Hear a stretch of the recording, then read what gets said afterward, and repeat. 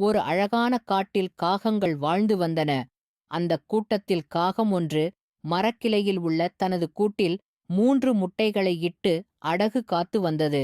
சிறிது நாட்களுக்குப் பிறகு அந்த முட்டைகள் ஒவ்வொன்றிலிருந்து மெதுவாக காக்கை குஞ்சுகள் வெளியே வந்தது. கடைசியாக ஒரு முட்டையில் இருந்து வந்த காக்கை குஞ்சு மட்டும் வெள்ளை நிறத்தில் இருந்தது. அதைப் பார்த்த அம்மா காக்கைக்கு ஒரே ஆச்சரியம். ஒரு நாள் அம்மா காக்கை தனது பிள்ளைகளுக்காக உணவு எடுத்து வர வெளியே சென்றது. அப்பொழுது கூட்டில் இருந்த அந்த 3 குஞ்சுகளும் விளையாடிக் கொண்டிருந்தது. மற்ற 2 காக்கை குஞ்சுகளும் மகிழ்ச்சியாக இருந்தது. வெள்ளை காக்கையை மட்டும் தனியாக சோகமாக இருந்தது. இந்த 2 காகமும் பேசிக்கொண்டது. அண்ணா, இவன் நம் இனத்தை சேர்த்தவன்தான? நாம் பார்ப்பதற்கு கருப்பாக எவ்வளவு அழகாக இருக்கிறோம். ஆனால் இவனோ வெள்ளையாக வேற்றுக்கிரக வாசியைப் போல பார்ப்பதற்கே சகிக்கவில்லை இவனை, என்று கூறியது தம்பி காக்கை.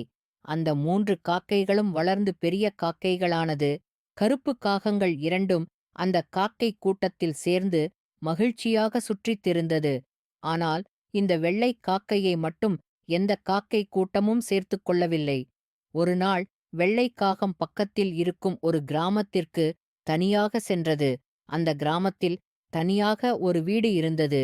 வீட்டிற்கு அருகில் ஒரு வேப்ப மரம் இருந்தது. அந்த மரக்கிளையில் இந்த வெள்ளை காகம் உட்கார்ந்தது. அந்த வீட்டில் இருந்து ஒரு வயதான பாட்டி வெளியே வந்து அந்த காகத்தை பார்த்தாள். அடடே, என்ன ஒரு அதிசயம்! வெள்ளை நிறத்தில் ஒரு காக்கையா என்று அதிசயமாக பார்த்தாள் பாட்டி. இதன் தொடர்ச்சியை அடுத்த பாகத்தில் பார்க்கலாம் குழந்தைகளா.